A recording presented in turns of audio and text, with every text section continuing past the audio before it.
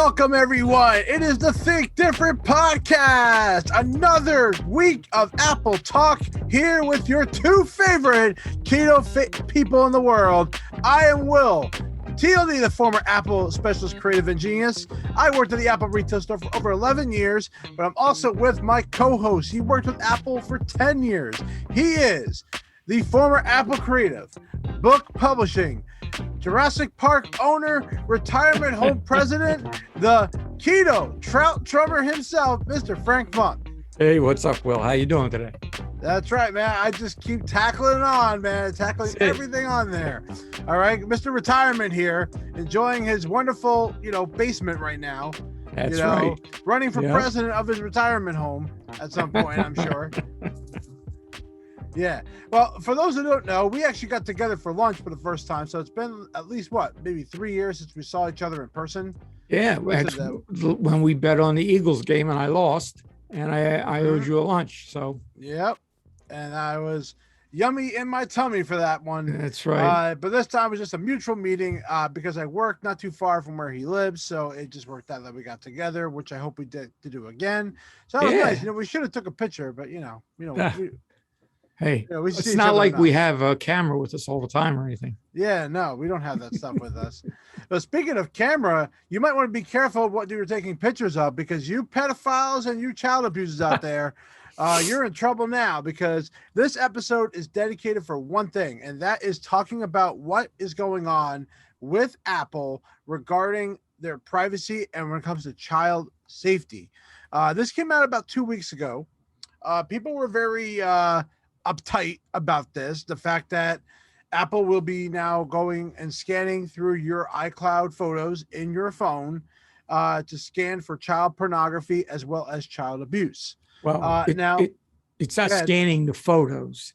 It's reviewing information in the photo through a mathematical equation and I forget what they're like some sort of hashing tag or something. Yes, we're going to actually show 3 different views of this problem.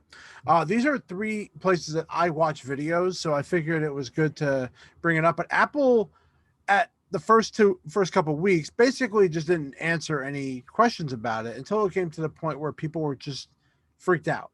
And finally, Apple's Craig Federighi finally came out on the Wall Street Journal, which happens to be like their channel they go to anytime they talk about this stuff.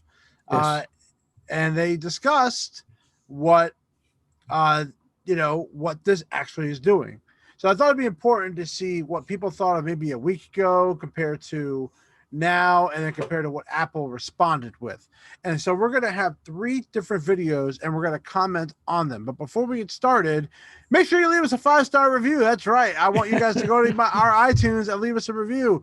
And and by the way, you don't know this, Brent, but I'm part of a Quaker Bridge group, a former Apple employee Quaker Bridge group on Facebook. You can't join that, but I'm seeing some old faces on there, which has been great.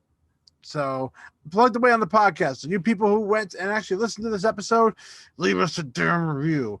While I drink my non-sponsored Zevia, of course, public stock now. Yeah. Did it go up or down today? It's down. Everything was down today. So yeah, I'm sorry. I can't win them all. Buy. Now's the time to buy. That's right. So let's talk about what this is. So I'm going to bring up exactly what Apple published on their website. And it basically says, we want to help protect children from predators who use communication tools to recruit and exploit them and limit the spread of child sexual abuse material, which is in short called CSAM, because you'll be hearing that a lot. Apple is introducing a new child safety feature in 3 areas, developed in collaboration with child safety experts. First, new communication tools will enable parents to play a more informed role in helping their children navigate communication online. And what they're going to be doing is that the Messages app will use on-device machine learning to learn about sensitive content that you don't want them to see. Also, they are going to be providing a CSAM detection, which will help Apple improve valuable information to law enforcement on collection of CSAM in iCloud photos. And finally, Siri and search provide parents and children expanded information if and help if they encounter unsafe situations. It will also intervene when you're trying to search for CSAM related topics. So, those are the three things that they're coming out with. Now it's time to talk about. Well, Fred, do you have anything to say about Apple's statement? Well, this I feel that something has to be done in this area. No matter what Apple or any other tech company does, it's always going to meet with some scrutiny. It's either people are either going to say you're opening a back door to privacy, and once you open that back door for this, then it can be used for something else. And I think that's the crux of the whole issue with those that are like, well, I don't know about this. It's not that anyone is opposed to stopping, child abuse or child pornography, but it's using that to get a foothold into, well, if we can do it for that, we can do it for this. And then who determines what those other topics are? That's now other companies are already doing this with photos now. You can go to Dropbox, Google, Amazon Photos. Everyone's already doing this. In fact, they're scanning your whole library. It's not even going to be like portions of it, even Facebook too. So that's why we have to clear this up. So what we're going to do now is I'm going to share my screen. We're going to watch a video real quick. I'll pause and stop in between it to see if there's anything that Frank wants to say, because, he's older, so he cares a lot about, but also I have a child. I have an 8-month-old. How is this going to impact my life now? Where Frank is just too old to not even have children anymore. So you don't know that. Hey, God bless you. Maybe this keto will help you create more children. That's not a bad thing. All right, so let me go ahead and share this. If you've been watching our show, if you watched our show over the last week or so, you know that I've been covering the Apple story, where they've now, of course, been rolling out this new feature, and they've been very proud of this feature that would scan the photos of children, basically, in iCloud Photos. So Apple, it would be on device, and it would scan the photos, and if it found that there was anything, any child abuse, or I suppose it could be anything, any nudity-related items as well as it relates to children, it would be flagged, and then it would be ultimately, the parents would be sent a text message alerting them. So if they discovered on their kids' phones, they would be sent a text message. But also then it would be flagged, and it would be flagged internally at Apple, where a human being would then review these photos to see if in fact it was child abuse, if it wasn't just a kid with a scraped knee because they fell in the park and the mom took a photo of it. Like, how do you know? The idea, of course, we've been hearing from Apple is that the AI is so good that they're not going to have any problems. There's not going to be any problems. Like, we'll be able to scan these photos of children and we'll be able to review them, and it should be fine. We're not going to get any false positives here. We stand by this technology. They haven't released an internal memo. Apple was so proud of this, saying, this is fantastic. Standing up. We're standing up for the rights of children, protecting children. We're going to help reduce child abuse across the world. And in the United States, we'll alert police departments when we believe that child abuse is going on. You're on the right of good here. And I raised the concern that this is, to me, a bridge too far. That Apple has done really a big shift here. You remember a number of years ago from Apple, they literally told the FBI to go screw themselves, because the FBI wanted Apple to basically build a backdoor into an iPhone of a terrorist and unlock it. And Apple said, we don't have that technology. We cannot unlock their phone. And the FBI said, build that technology. And Apple said, we cannot do that, because once we do that, then that gives other bad actors access to anyone's phone in the world, and we won't do it. Yeah, so I was wondering, that's the thing I heard a lot of people brought up. Well, if they didn't do it for this terrorist, why are they now changing their stance on it? Right. So now, by the way, when I'm listening, if you're just listening, this is a show called Morning Invest. I actually listened to this guy. He's supposed to be like a impartial guy. He was a former newscaster or news reporter that does his show. He tries to be a middleman on everything, but there's always a time where he's always very one-sided on stuff. This was the case where he's definitely against Apple on it. But I don't know, anything you have any thoughts on that one, Frank? Well, and that's exactly what I was saying. It's like this is the opposition that Apple's going to run into. It's like, hey, you didn't do it for this. Now you're doing it for photos. So what's to say down the line you're not going to do it for something else? I don't know. It's very tough, to say, especially when you're dealing with the web. I mean, you put something out there and it's out there for anybody and everybody. So, and actually that's why, pornography is prolific out there. And I think what Apple's trying to do is to help, prevent that as much as possible, whether a child stumbles upon something or somebody takes pictures and they put them out there. So I'm leaning right now to letting this technology be released and to see where it leads. By the way, the guy looks drunk on the screen. Look at it. It looks tired as hell. Yeah. I'm going to keep playing the video. And they stood up to that.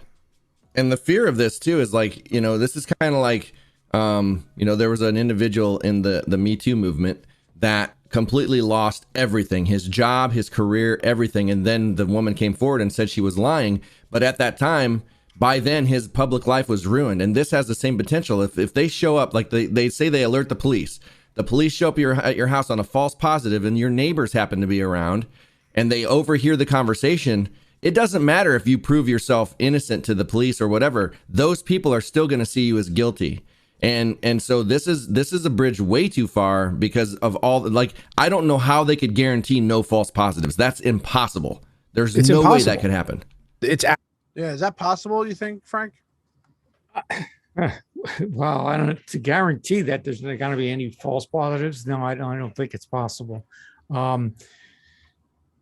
But I mean, my biggest worry is that it's flagged and the authorities come up to your door unexpectedly, and that you say, "Well, hey, we got child pornography." No, it's just a kid, naked in my house. That's right. That's the fear is that is somewhat, but of course there is a human element to watching it. It's not just AI, and this is the one thing that they're not paying attention is that someone's going to be looking at it, which they do. And when that's what you stand by, who in that company thought that was who was like, this is a great idea. We can surveil people's photos and we can I'm sure there's somebody who thinks it's noble. There probably is somebody that thinks it's noble, but there has to be people around them that are like, no, this is too much. We can't, it's like, we're not the policemen of the world. We're not the policemen of our users, because if you're going to go that far, then you know what? Then how many people are you going to hold yourselves responsible when people use your phones to commit violent acts?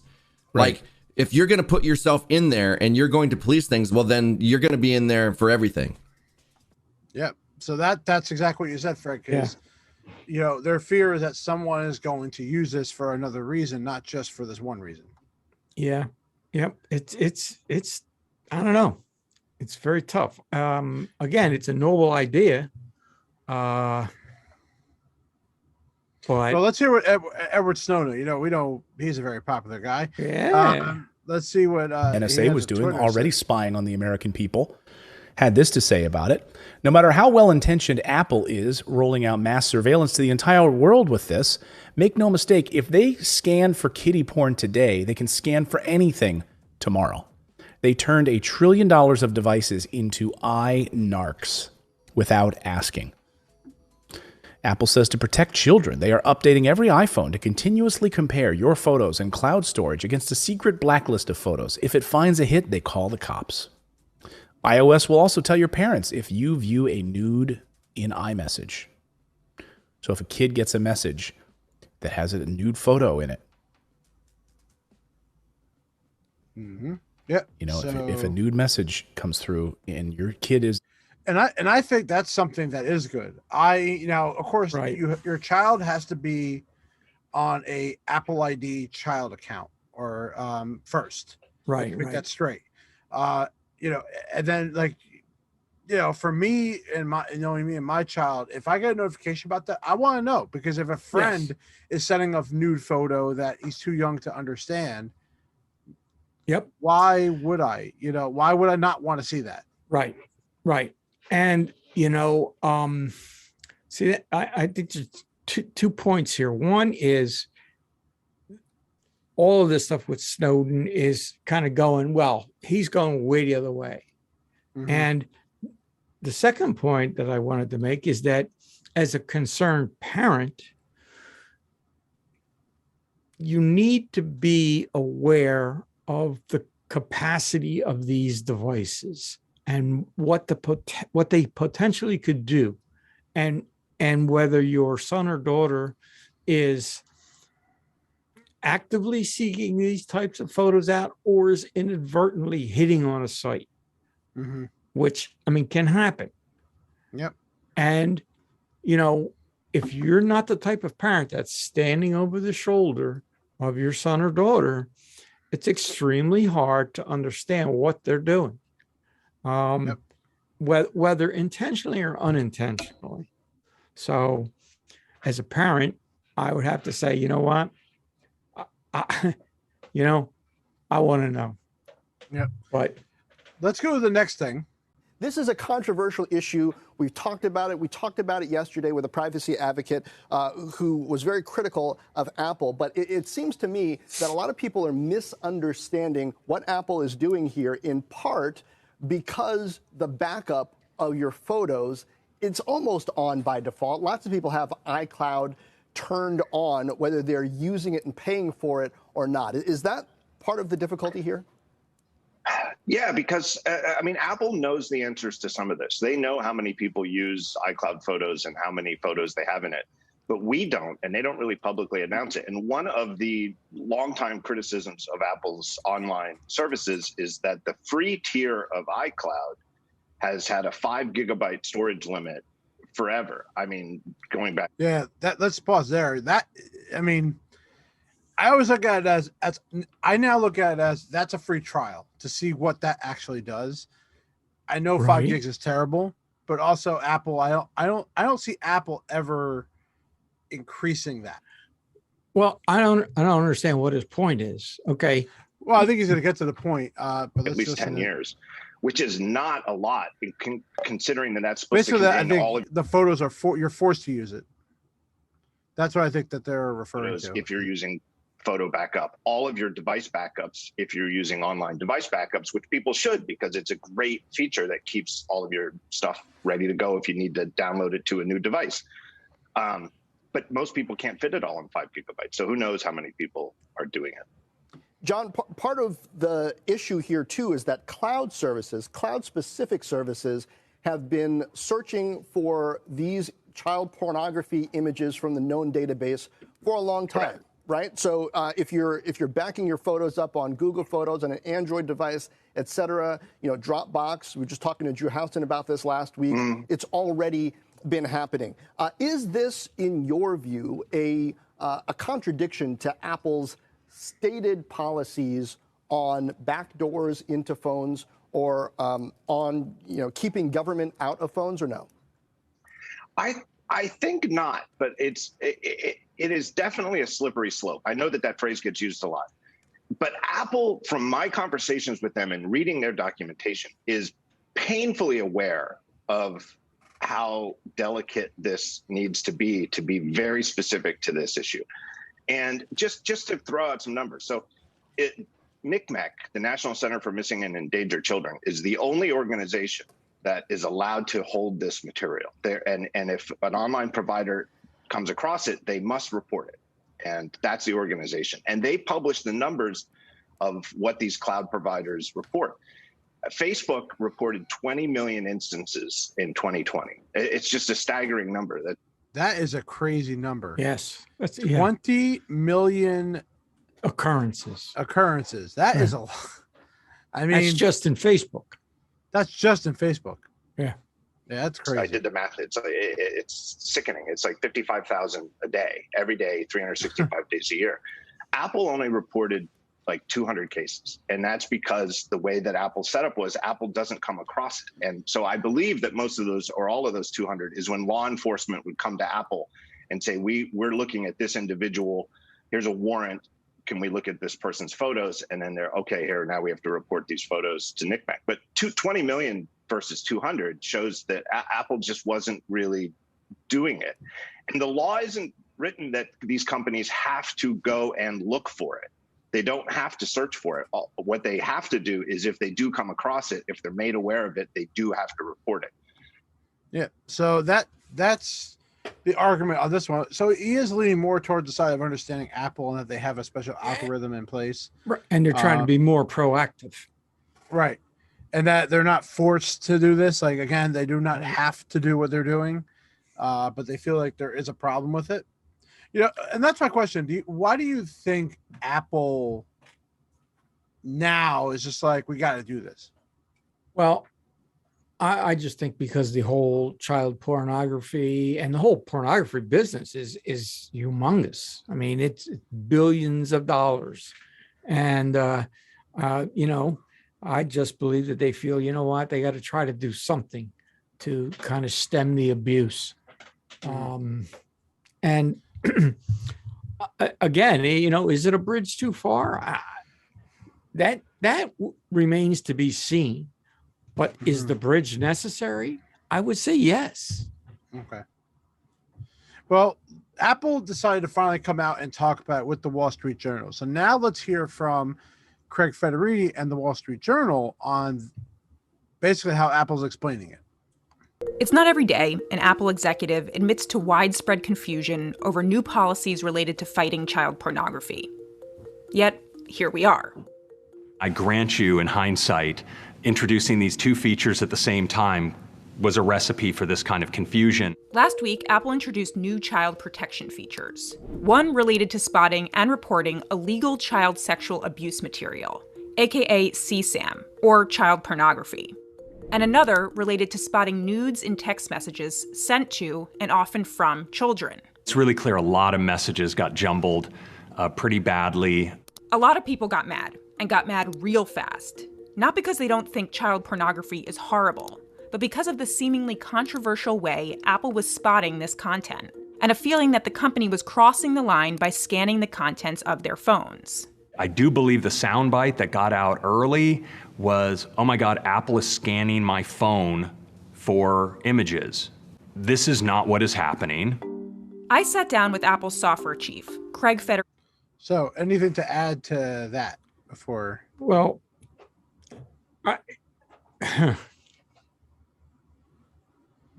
it's, like I said, this is a very delicate issue, but as a parent, why wouldn't you want to know?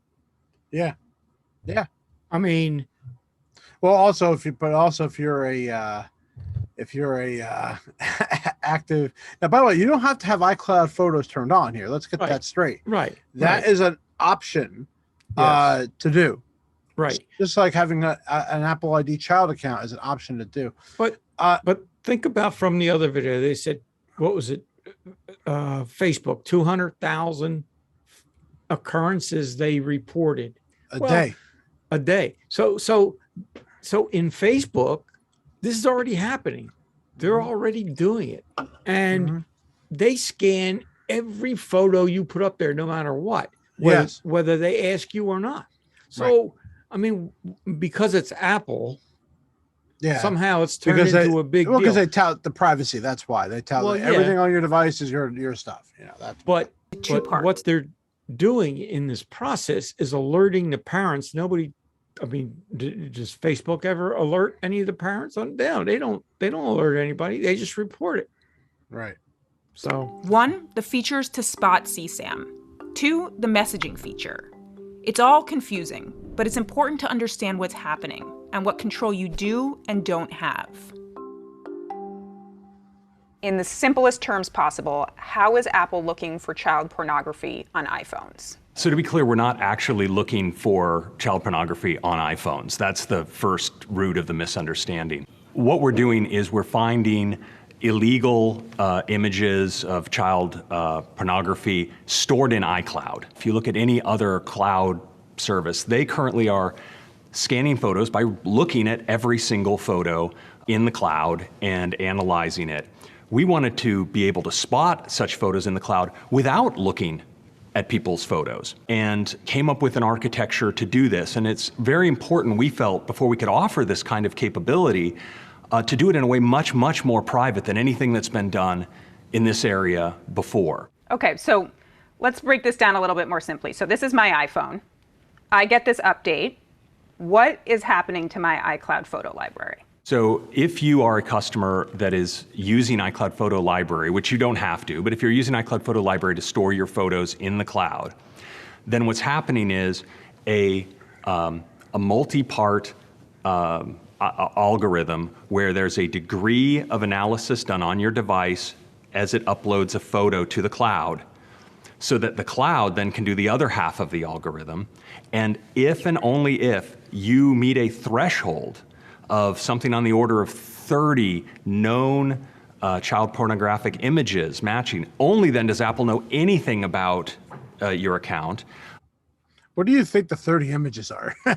The criteria? I have no idea. But if I had to think of a photo of child, like I'm trying to think of like what is that, like what does the image has to be for them to? I mean, they obviously have worked with multiple organizations to come up with some sort of criteria that an image has to meet in order to qualify. Right. Now, and that's something he's about to explain, but I'm trying to figure out, like, give me an example of an image. Like, what would that be? Like a kid going down? I don't know. Like, I'm just trying to figure out what that is. Do you remember the old Coppertone commercial? No, I'm young. Okay. Well, I had a child. Okay. It had a child with a bathing suit, and a dog was pulling the child's bathing suit kind of off, and it showed their bottom. Perhaps that's something that would be under this criteria might be flagged. All right.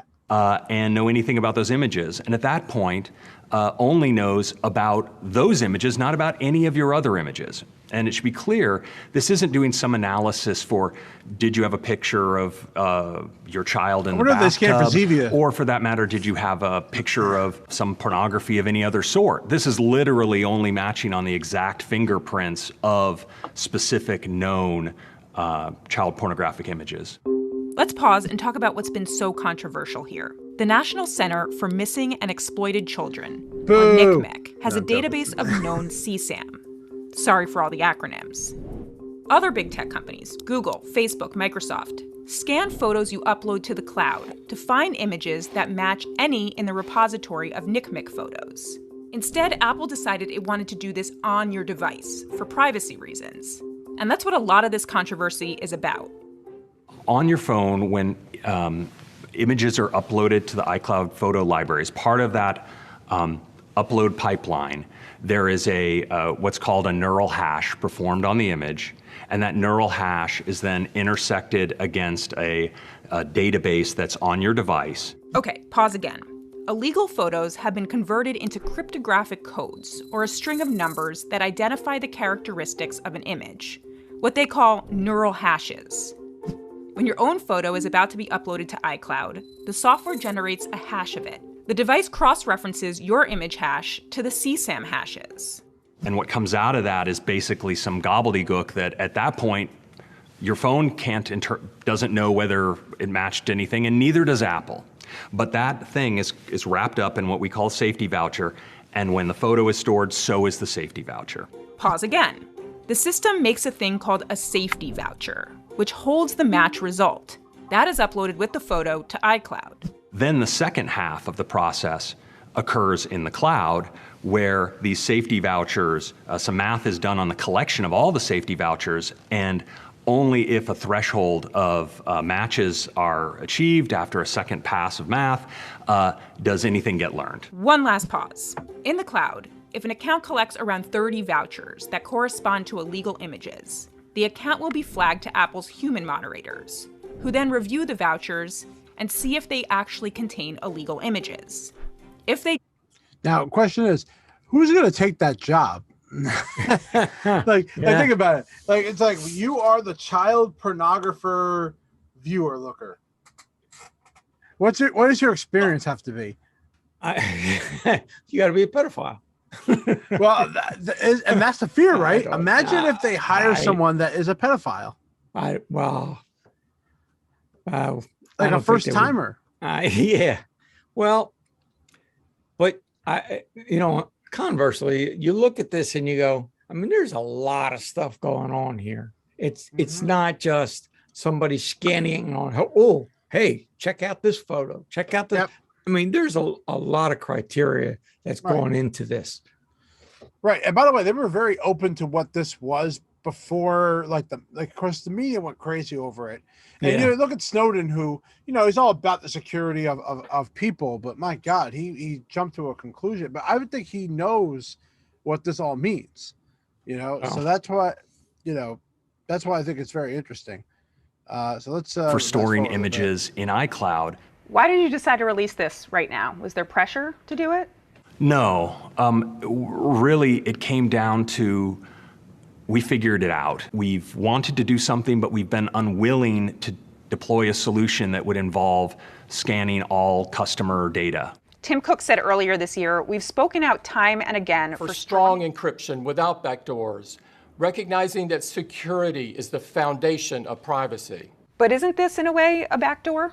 I think in no way is this a backdoor. I don't understand. I really don't understand that characterization. Imagine someone was scanning images in the cloud. Well, who knows what's being scanned for? In our case, the database is shipped on device.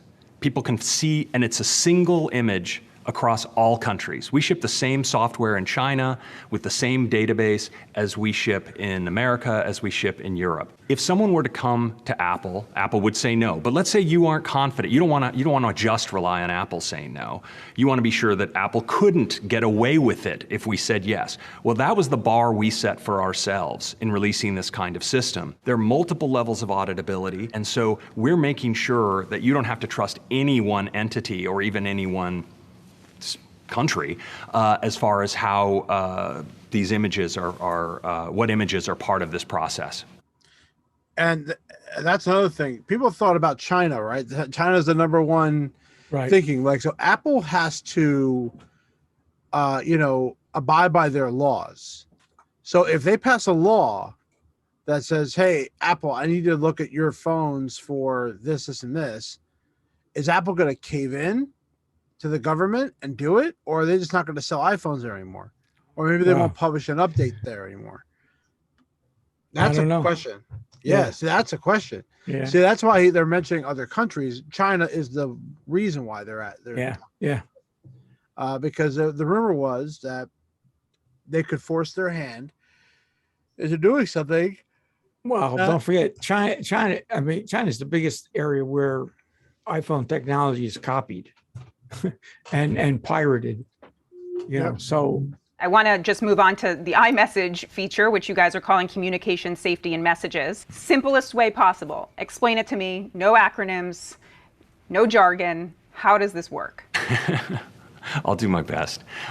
The capability is you turn this feature on for your child, and your child received an image coming in that was potentially pornographic content. The image would be blurred out. The child would be told this content may be unsafe. And so the child can just ignore it. That detection happened on device. No one was told. It's just local processing. If the child then says, oh, I want to look at it, then it warns the child, tells them about that this could be unsafe, these things can be harmful, are you sure you want to do this? Child can say yes. Now, if the child is 12 or under and the parent has turned on this notification capability, the child will then be told, if you choose to continue and view this, your parent will be notified that this has happened, because of a fear, I think a legitimate fear of some parents with young children is, what's happening that my child is being coached to keep from me while they're being groomed? And that is now there was somebody in my neighborhood who showed Pornhub.com to these kids that are under 12 years old, right? And he's an older kid. He found out about it. He showed it to these kids, and the mother flipped out at the other mother and like how that was possible. They don't hang out anymore. That's a point I'm trying to make.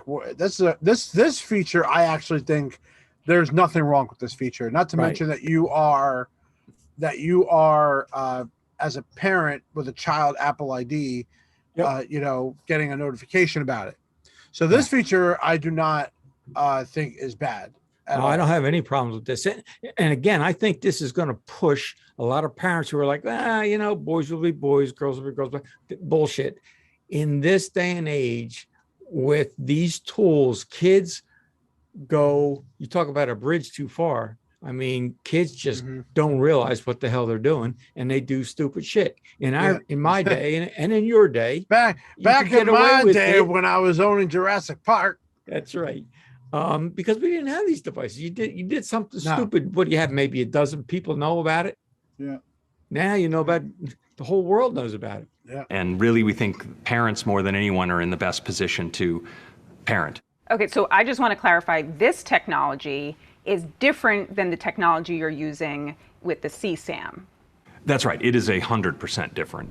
Okay, I lied. Another pause. This feature is using on-device machine learning to look for photos that might contain nudity.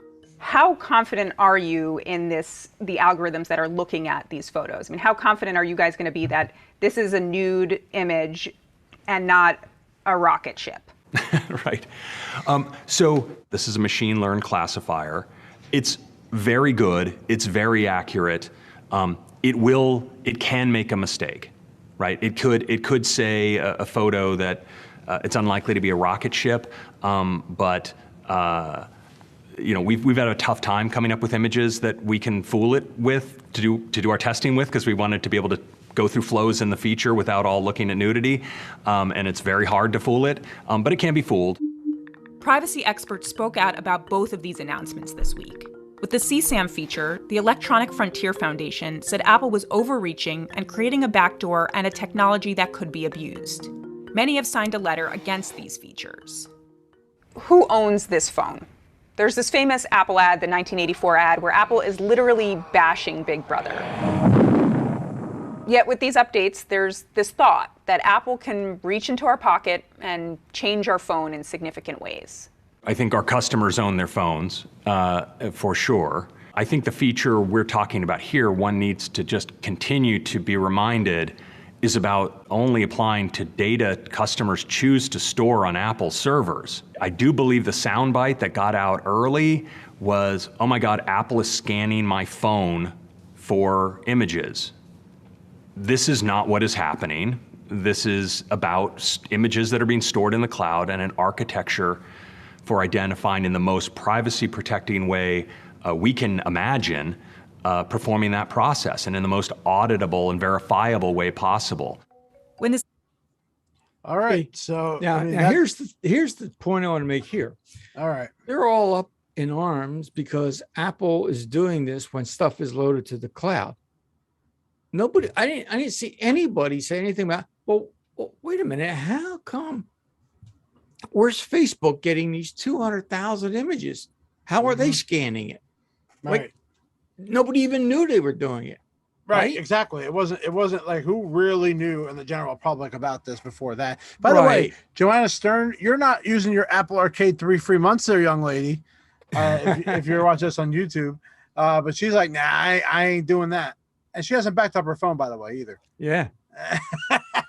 Yeah. So she's falling behind on the curve. I think that this whole thing, I think Apple is trying to make a step forward in the right direction. Where will it lead? I don't know. I mean, nobody knows the future, but I will say this. I feel this messaging that we've just looked at, I think as a parent, I think it's going to force to a degree parents who just let their children play with their phones and don't learn any of the technology to be aware. It's not going to do anything for them, because they buy the device for the child and let the child run rampant. This is going to help the parents that know what these devices can do, and the potential of overstepping a little bit. Their child can, get out there and not understand what they're really doing. This messaging will help the parents step in and say, "Hey, John, what are you doing here? Pay attention. This is, this has got to stop." Well, we're going to have to see, when the update will be applied. Obviously, in iOS 15, that's going to be coming out. It'll obviously warn us when that update will be there. So I'm not against it. I understand why they're doing it. I think the feature in the messages is worth it. Now that I'm a parent, if you're not a parent, you don't have to really worry about it. It's not going to be a feature unless you have the child, feature. And also you have the option to not have this on. You don't have to use iCloud. So you could just turn off your iCloud and never have a backup and use iTunes instead. But, last week I talked about in the top 10, troubleshooting moments, how iTunes is not the best option. So, you do what you want. Again, and Apple said, it's your phone. You turn on what you want. When you're on Facebook, you are getting scanned no matter what you do. You don't have the option. So let's get you're absolutely right there. Yeah. Yep. So we'll end it on that note. So for all y'all, I want to thank you for joining us for this podcast, episode 95. We are 5 away from the big one. I can't wait for episode 100. Check out all of our YouTube videos on our channel. We really do appreciate it. 20K views on our Pages video, 13K on your numbers. We are inspiring people to learn more about their Apple devices, specifically in iWork. Which is exciting. I want to do more. I want to do one on a resume. I want to do one in Final Cut, so there's stuff I want to do to get more stuff and videos out there for training. Oh, we'll have more coming up. Well, we appreciate you guys joining us every single week for our episodes. We thank you. We will see you next time. And I love every single one of you. Stay well, Will. Stay well, Will. That's tough to say. That's a tongue twister.